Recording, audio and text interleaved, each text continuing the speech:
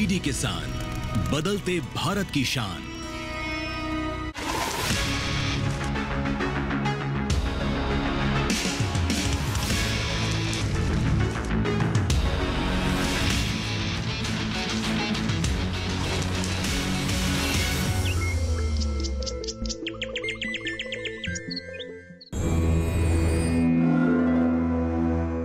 यथा भूमिः तथा तोयम, यथा बीजम तथांकरः, यथा देशः तथा भाषा, यथा राजा तथा प्रजा।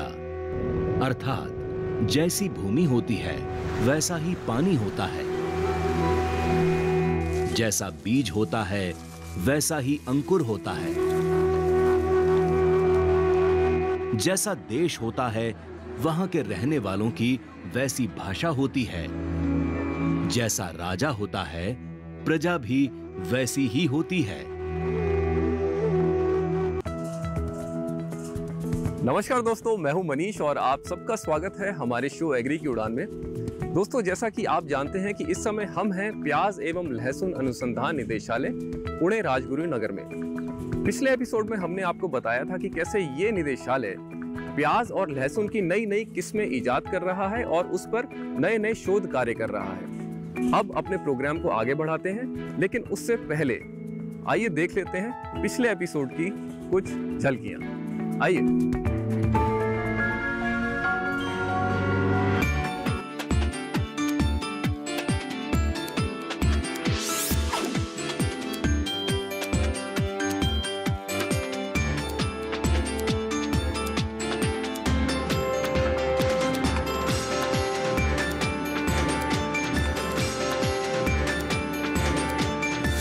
ये तो थी झलकियां। आइए कार्यक्रम के सफर को थोड़ा आगे बढ़ाते हैं। आइए।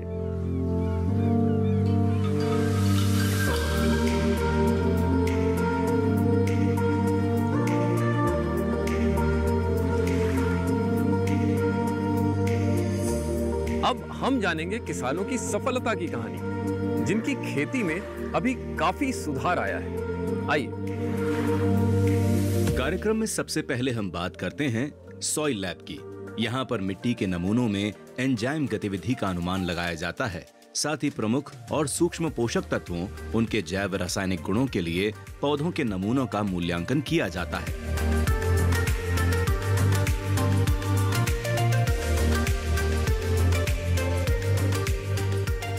आइए अब चलते हैं पैथोलॉजी लैब की ओर, जहां फसलों में होने वाली बीमारी पर शोध किए जाते हैं। वहीं प्लांट पैथोलॉजी लैब प्याज और लहसुन की विभिन्न बीमारियों पर शोध करता है। यहाँ वायरस, बैक्टीरिया और कवक जैसे रोग जनकों के लक्षणों को जानकर निदान की संभावनाएं तलाशी जाती हैं। यहाँ पर क्या है ना कि हम लोग जितने भी फंगल डिजीज हैं, ऑनियन और गार्लिक के, उन पर हम लोग रिसर्च करते हैं और उन जितने भी डिजीज़ हैं उनका हम आइडेंटिफिकेशन करते हैं और उनके मैनेजमेंट जो है उसको हम लोग किसी तरह से फाइंड आउट करते हैं। देखा जाए तो मुख्य रूप से पैथ लैब में रोगग्रस्त नमूनों से प्रमुख कवक रोग जनकों को अलग कर उनकी पहचान की जाती है। फिर संक्रमण प्रक्रिया का अध्ययन किया जाता है। प्याज के मुख्य रोगों को देखें तो इनमें काला धब्बा या श्याम वर्ण, बैगनी धब्बा, स्टेमफिलियम झुलसा या भूरा धब्बा मुख्य हैं। ये तो हो गई बीमारी की बात। अब बात नियंत्रण की। यहाँ पर रोगों के प्रबंधन के लिए ट्राइकोडर्मा प्रजातियों का संग्रह, पहचान एवं मूल्यांकन किया जाता है।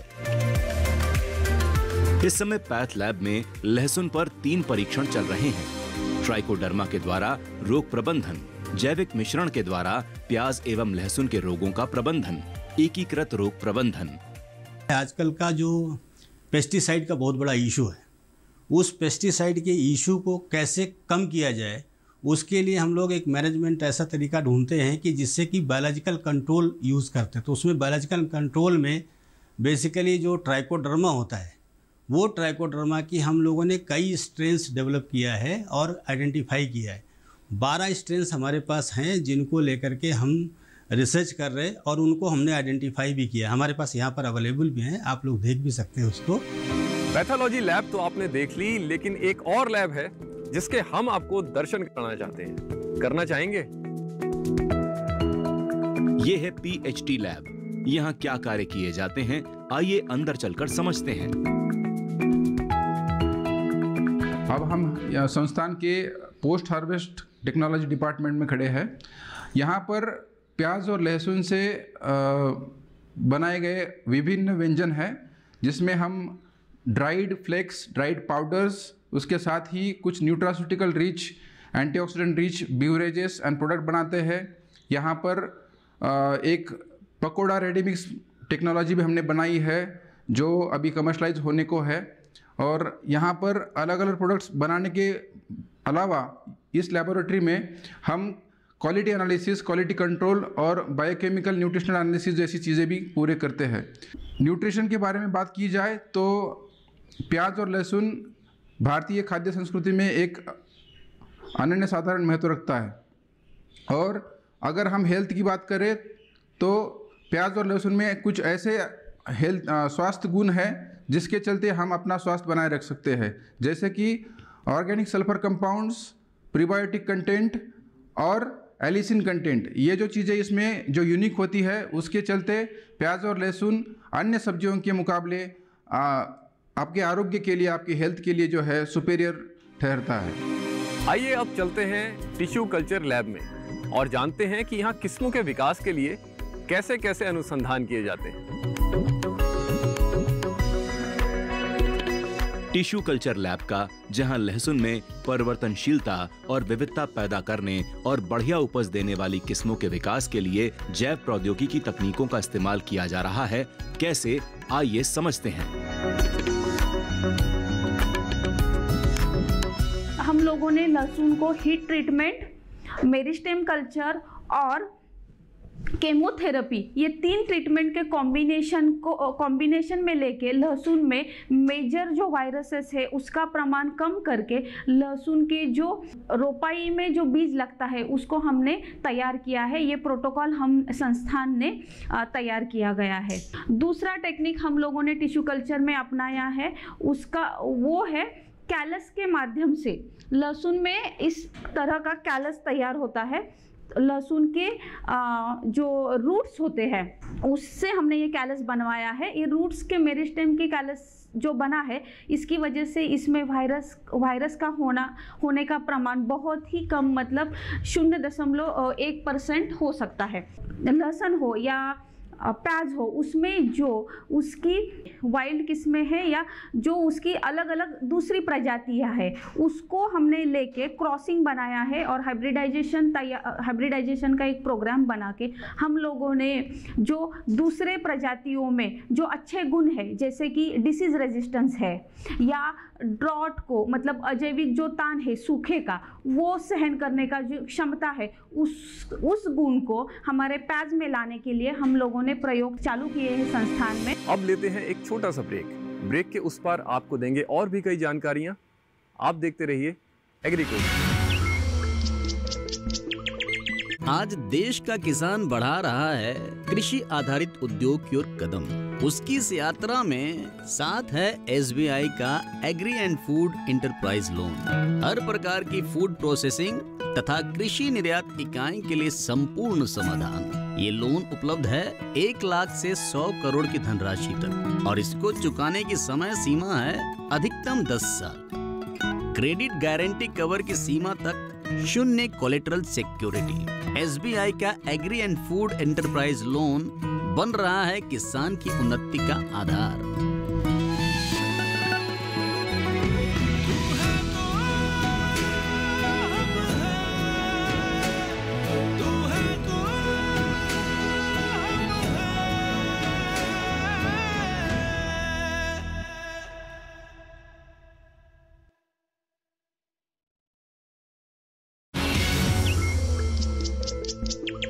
कार्यक्रम के इस मोड़ पर अब हम चलते हैं ये जानने कि लैब में किए जाने वाले अनुसंधान किसानों और हितग्राहियों तक कैसे पहुंचाए जाते हैं। ऐसा नहीं है कि लैब में किए जा रहे रिसर्च केवल परिसर तक ही सीमित है, बल्कि इन प्रौद्योगिकियों को प्रशिक्षण कार्यक्रम, खेत प्रदर्शन, कृषि प्रदर्शनियां, lectures, radio talk, TV shows और पुस्तिकाओं के माध्यम से देश के विभिन्न राज्यों के किसानों तक पहुंचाया जाता है। अब तक संस्थान ने 571 प्रशिक्षण कार्यक्रमों को आयोजित कर 113 प्रदर्शनियों में स्टॉल लगाकर लाखों किसानों तक प्याज एवं लहसुन की विकसित तकनीकें पहुंचाई हैं। भारतीय कृषि अनुसंधान परिषद प्याज एवं लहसुन अनुसंधान निदेशालय द्वारा प्रौद्योगिकियों को प्रशिक्षण कार्यक्रम, खेत प्रदर्शन और कृषि प्रदर्शनियाँ, lectures, radio talk, TV shows और पुस्तिकाओं के माध्यम से देश के विविध राज्यों के किसानों तक पहुंचाया जाता है। संस्थान पूर्वोत्तर पर्वतीय क्षेत्र में प्याज की खेती को बढ़ावा देने के लिए भी सकारात्मक प्रयास कर रहा है। रबी मौसम में भीमा शक्ति प्याज बीज उपलब्ध कराया गया, तो खरीफ में भीमा सुपर के अच्छे परिणाम मिले हैं। प्याज का जो पर्वतीय भाग है, पर्वतीय भाग और उनमें बारिश की मात्रा ये बहुत ज़्यादा पैमाने पर होने के कारण वहाँ पे प्याज का उत्पादन ज़्यादा होता नहीं था और पहले से ही प्याज का उत्पादन कम था। लेकिन हमने 2015 से प्याज उत्पादन वहाँ पे बढ़ाने के लिए काफ़ी सारी प्रशिक्षण कार्यक्रम तथा डेमोन्स्ट्रेशंस वहाँ पे कंडक्ट किए। काफ़ी सारे किसानों को हमारी जो सूटेबल वैरायटीज़ है वहाँ पे, खरीफ सीज़न में Bhima super, Bhima dark red जैसी वैरायटीज़ और रबी सीज़न में भीमा शक्ति, भीमा किरण जैसी वैरायटीज़ वहाँ पे डेमोन्स्ट्रेट की। काफ़ी अच्छा रिजल्ट वहाँ पे हमें मिलने लगा। अब चलते हैं ITMU यानी संस्थान प्रौद्योगिकी प्रबंधन इकाई की तरफ। इस इकाई के नाम क्या उपलब्धियां हैं, जानते हैं।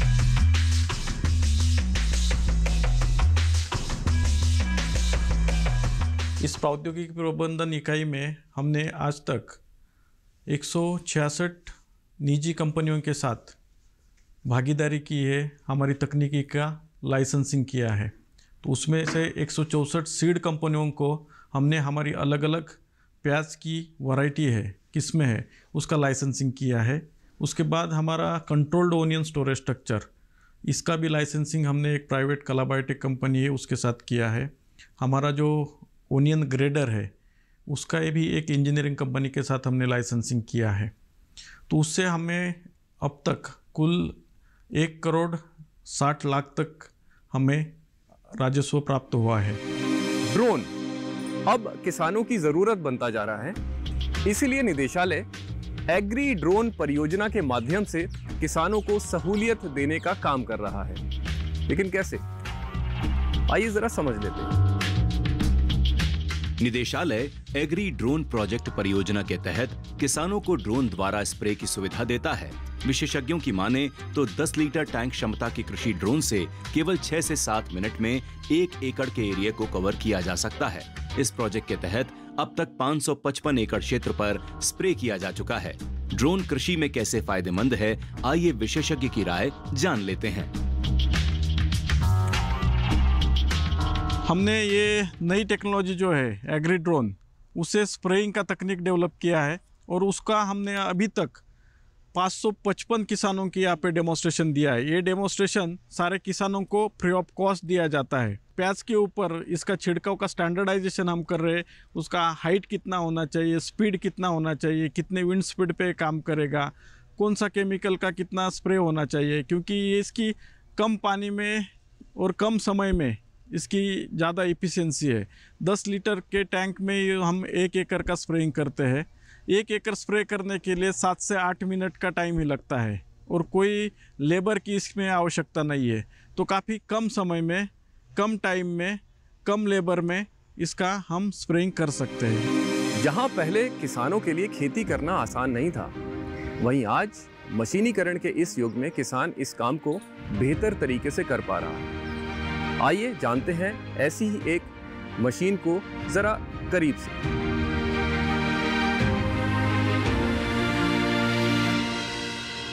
संस्थान के पास कई तकनीकों के साथ साथ ऐसी मशीनें भी हैं जो कम समय में बेहतर रिजल्ट देती हैं।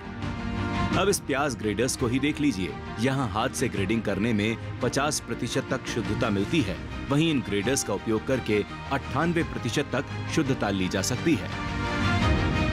प्याज फसल की कटाई उपरांत प्रबंधन की अगर हम बात करें तो यांत्रिकीकरण में सबसे ज़्यादा ज़रूरत ये है वह है ऑनियन ग्रेडर की। तो संस्थान द्वारा 2 प्रकार के ऑनियन ग्रेडर विकसित किए गए हैं। इनमें यह है पहला हैंड ऑपरेटर हस्तचलित ऑनियन ग्रेडर, जिसकी कैपेसिटी अगर हम बात करें तो 0.5 से 0.8 टन्स पर आवर की इसकी कैपेसिटी है। इसका जो अगर हम संशोधित वर्जन देखें तो यह है मोटराइज्ड ऑनियन ग्रेडर। यह लगभग 1.5 से 2 टन प्रति घंटा इसकी क्षमता है। इसको हमने और भी संशोधित किया गया है और लगभग 85 से 90% एफिशिएंसी से यह मशीन कार्य करते हैं। तो इसका जो मॉडिफाइड वर्जन है वह भी हमने संस्थान द्वारा विकसित किया गया है और उसको कमर्शियलाइज भी किया गया है। ये संस्थान की बीज प्रसंस्करण इकाई है। इसकी 10 मीट्रिक टन कोल्ड स्टोरेज की क्षमता है। यहाँ प्याज के बीजों को संग्रहित किया जाता है। प्याज के बीजों को कोल्ड स्टोरेज में 8 से 14 डिग्री सेल्सियस के तापमान पर भंडारित करके और 60 से 65% की सापेक्ष आर्द्रता बनाए रखकर 2 से 3 वर्षों तक संरक्षित किया जा सकता है। ये जो आप देख रहे हैं ये हमारा ओनियन सीड का भंडारण गृह है, शीत गृह, और इसमें हम ओनियन का सीड रखते हैं, ब्रीडर और ट्रूथफुल सीड्स, और ये साल भर के लिए इसमें साल या 2 साल के लिए अच्छे से रख सकते हैं। हम लोग कंट्रोल स्टोरेज स्ट्रक्चर में प्याज की जो भंडारण में स्टोरेज लॉसेस कम करने के लिए जो जरूरी एनवायरनमेंट है 25 ± 2 degree centigrade and relative humidity around 60 to 70% maintain कर सकते हैं। इसके द्वारा हम लोग एयर फ्लो देख के इसमें रॉटिंग परसेंटेज कम कर सकते हैं। इसमें स्टोरेज स्प्राउटिंग परसेंटेज भी कम है। इसमें और एडवांटेज यही है कि कोल्ड स्टोरेज में जो पोस्ट स्टोरेज स्प्राउटिंग है इस कोल्ड कंट्रोल स्टोरेज स्ट्रक्चर में नहीं होती है। तो इसकी वजह से हम लोग इस टेक्नोलॉजी को रेकमेंड करते हैं कि स्टोरेज लॉसेस कम करने के लिए। अब समय हो गया है एक छोटे से ब्रेक का, कहीं मत जाइएगा, मिलते हैं एक ब्रेक के बाद।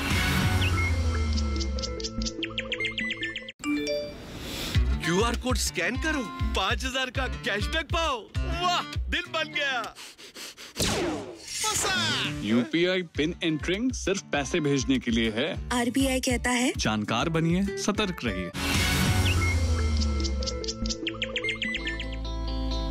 निदेशालय की एक और सफलता है कि यहाँ जो भंडारण क्षमता है वो बिल्कुल पर्याप्त है, जिससे बीज को रखने और किसानों को उपलब्ध कराने में इसमें मदद मिलती है।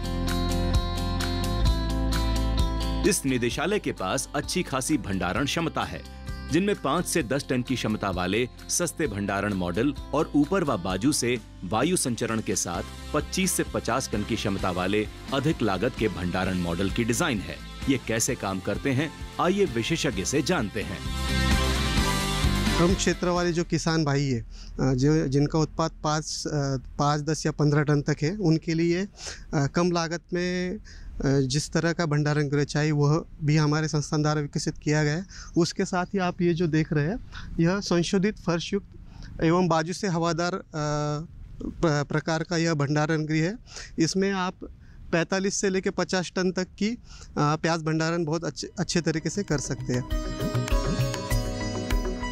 ये है PME यानी प्राथमिकता निर्धारण, निगरानी एवं मूल्यांकन प्रकोष्ठ। यहाँ बेहद महत्वपूर्ण कार्य किए जाते हैं, जैसे परिषद द्वारा पूछे जाने वाले विभिन्न विषयों पर जानकारी सम्मिलित कर इस संस्थान द्वारा भेजना, संस्थान द्वारा किए जाने वाले विभिन्न प्रकाशनों को अनुमति प्रदान करना, कॉन्ट्रैक्ट संशोधन परियोजना की जांच कर अनुमति प्रदान करना, अलग अलग विश्वविद्यालयों द्वारा आने वाले विद्यार्थियों को पदवी, स्नातकोत्तर, PhD के संशोधन के लिए नियम अनुरूप अनुमति देना, प्रौद्योगिकी का प्रमाणन करने हेतु दस्तावेज तैयार करना एवं परिषद से समन्वय करना।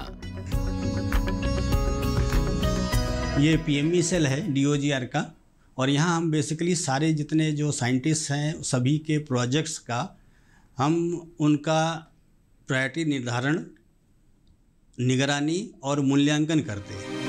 अब बारी है निदेशालय के ABI केंद्र की और जानते हैं यहाँ चलने वाले कार्यों को।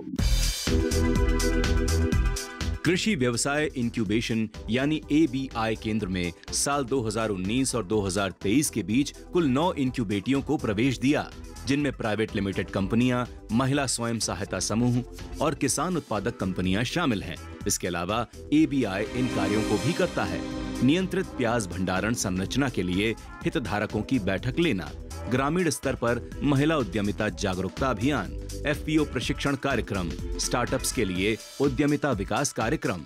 इस एग्री बिजनेस इंक्यूबेशन सेंटर के तहत हमने काफ़ी सारे ट्रेनिंग प्रोग्राम्स, डेमोस्ट्रेशंस, टेक्नोलॉजी डेमोस्ट्रेशंस और एंटरप्रेन्योरशिप डेवलपमेंट प्रोग्राम्स, ये सारे कुछ ऑर्गेनाइज किए। काफ़ी सारी इंटरफेस मीट्स भी ऑर्गेनाइज की। अभी दिसंबर 2023 में हमने national symposium cum industry meet organise की थी और उसमें काफ़ी सारे startups, private companies, farmer producer organisation register हुए, उन्होंने सहभाग लिया।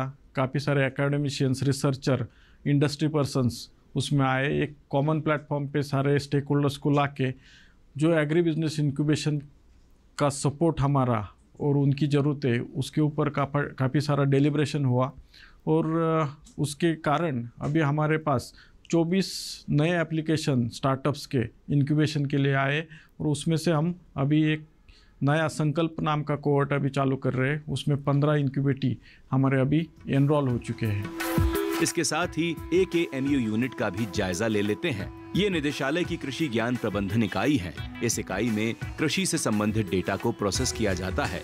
यहाँ पर निदेशालय की वेबसाइट और मोबाइल ऐप का लगातार अपडेशन किया जाता है। संस्थान अपने YouTube चैनल के माध्यम से भी नई जानकारी साझा करता रहता है। ये इस संस्थान का AKMU यूनिट है। यहाँ पर एग्रीकल्चर डेटा प्रोसेसिंग होता है।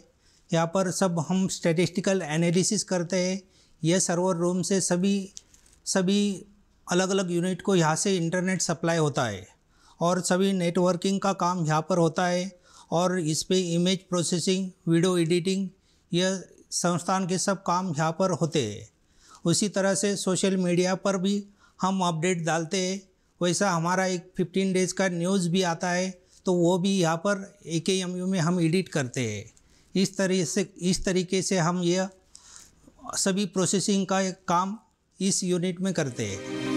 आइए अब बात करते हैं उन छात्रों से जो यहाँ पर अनुसंधान कार्य कर रहे हैं। बात करेंगे उन किसानों से भी और जानेंगे कि उनको यहाँ से क्या फायदा हो रहा है। संस्थान में शोध कर रहे कुछ छात्रों से भी हमने जानने का प्रयास किया कि कृषि में हो रहे अनुसंधानों को लेकर उनकी क्या राय है। क्या पिछले दशक से अब कृषि का स्वरूप बदला है? यहाँ मैंने अभी प्रोजेक्ट के लिए एडमिशन लिया था। मैंने डॉक्टर रामदत्ता सर के अंडर काम किया है, जिसमें मैंने प्याज और लहसुन के बारे में बहुत सारी जानकारी सीखी।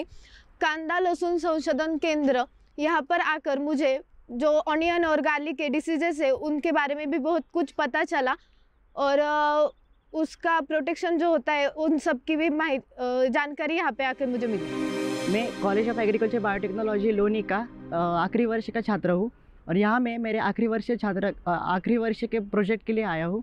यहाँ पे हमें कांदा और लहसुन के बारे में बहुत सारी चीज़ें पता चली। यहाँ मैं डॉक्टर जयालक्ष्मी मैम के अंडर काम कर रहा हूँ और बहुत सारी चीज़ें हैं जो हमें नई सीखने को मिली और हम आगे भी बहुत सारी चीज़ें सीखने के लिए यहाँ। अब किसानों की राय जानते हैं जो संस्थान से जुड़ने के बाद अपनी खेती में सकारात्मक परिवर्तन देख पा रहे हैं। महाराष्ट्र के कई जिलों में किसान प्याज लहसुन की नई किस्मों को लगा रहे हैं। मौजूदा समय में कुछ किसान आय को कई गुना कर चुके हैं। आइए जानते हैं किसानों की सफलता की कहानी उन्हीं की जुबानी। ये सेंटर से जुड़ने वाला मैं बहुत पुराना किसान हूँ। 20 साल पहले इस सेंटर से मैं जुड़ा हुआ है और इसकी जो तकनीक होती है ये सिंचन की, वो टपक सिंचन मैंने पहला किया है और वो टपक सिंचन से 1 एकड़ का पानी जब आपके पास है तो आप 2 एकड़ की टपक सिंचाई कर सकते हैं और उसी से 4 फीट का रेज बेड पर 2 लैटरल डाल के हम सिंचाई करते हैं। मेरे पास 2 एकड़ खेती थी, आज मेरे पास 25 एकड़ खेती है। ये सब देन है DOGR की। मैं DOGR क्यों बोल रहा है, यहाँ के पैदावार के तरीके हमने सीखे हैं और लहसुन और प्याज हमने की लहसुन प्याज की खेती और बन गए सब लखपति। और हमारे गांव बने हैं लखपति करोड़पति। प्याज और लहसुन अनुसंधान केंद्र किसानों के लिए तत्पर है और यहाँ पर किसानों के लिए काम किया जाता है। ये उद्देश्य यही होता है कि उनका उत्पादन कैसे हो, लागत कम हो और दर्जेदार उत्पादन हो। किसान जो उत्पादन करते हैं उसमें अधिक उत्पादन तो कई बार ले लेते हैं, परंतु क्वालिटी का उत्पादन वो नहीं ले पाते और मार्केट जो फसल जो है वो 40%, 50% या 30% से अधिक नहीं होती है। तो इस केंद्र में बहुत से अनुसंधान किए गए हैं, बहुत जातियाँ डेवलप की गई, टेक्नोलॉजी डेवलप की गई है जिसमें किसानों का काफ़ी फ़ायदा हुआ है। तो किसानों के लिए यहाँ पर इस केंद्र में प्रशिक्षण आयोजित किए जाते हैं और यहाँ पर प्रशिक्षण लेने के बाद कई किसानों को राज्य स्तर और राष्ट्रीय स्तर पर भी पुरस्कार मिले हैं और उन किसानों को देखते हुए दूसरे किसानों ने भी वो ये प्याज और लहसुन की टेक्नोलॉजी अडॉप्ट की है, जिससे उस पूरे क्षेत्र का उत्पादन और दर्जेदार उत्पादन काफ़ी बढ़ गया है। चलते चलते आपको इस निदेशालय का पता भी बता देते हैं, जो इस प्रकार है।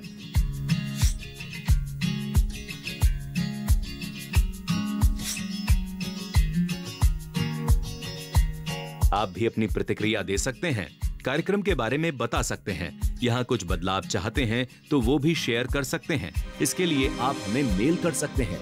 हमारी ईमेल आईडी है agrikiudan.ddkisan@gmail.com।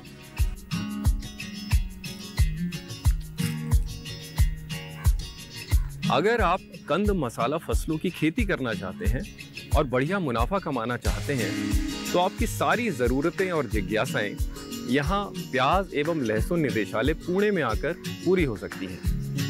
शिक्षा और अनुसंधान से जुड़ी ऐसी तमाम जानकारियाँ हम आपके लिए लेकर आते रहेंगे। मुझे दीजिए इजाज़त, मैं हूँ मनीष वर्मा और हाँ, आप देखते रहिए डीडी किसान। प्याज और लहसुन खाओ, मस्त रहो, मस्त रहो।